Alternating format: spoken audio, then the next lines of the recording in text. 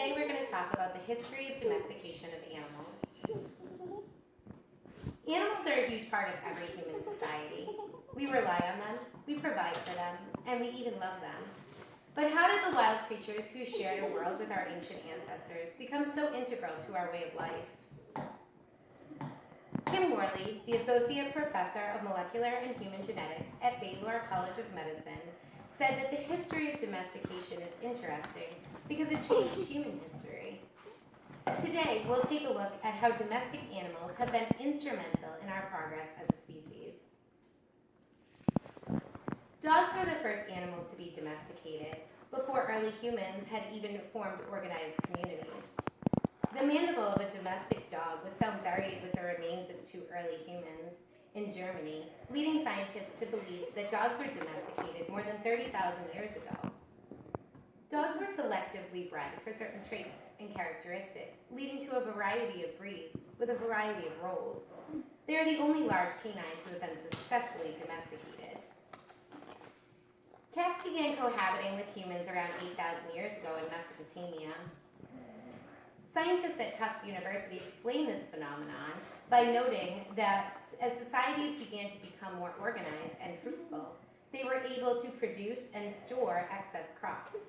Rodents were drawn to these stored crops, and cats followed.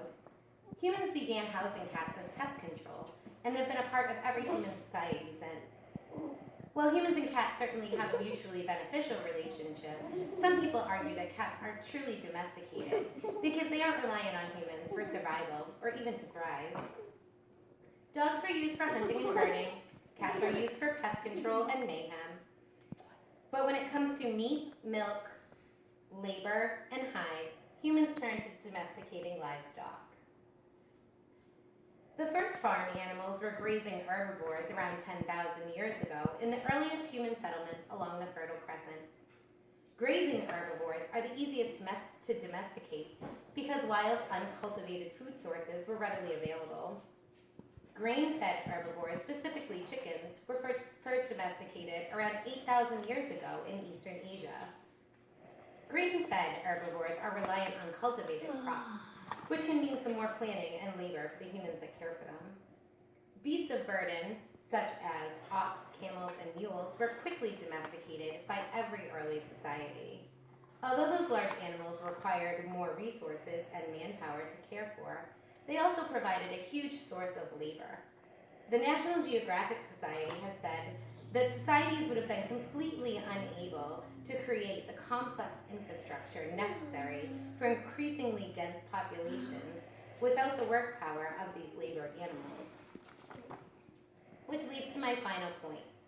The domestication of animals was immensely beneficial to human beings in a variety of ways. Animals as laborers allowed humans to move huge amounts of goods, cultivate large farm plots, and also perform tasks they would be unable to complete alone. These animals assisted with construction of permanent dwellings, storage buildings, and religious structures,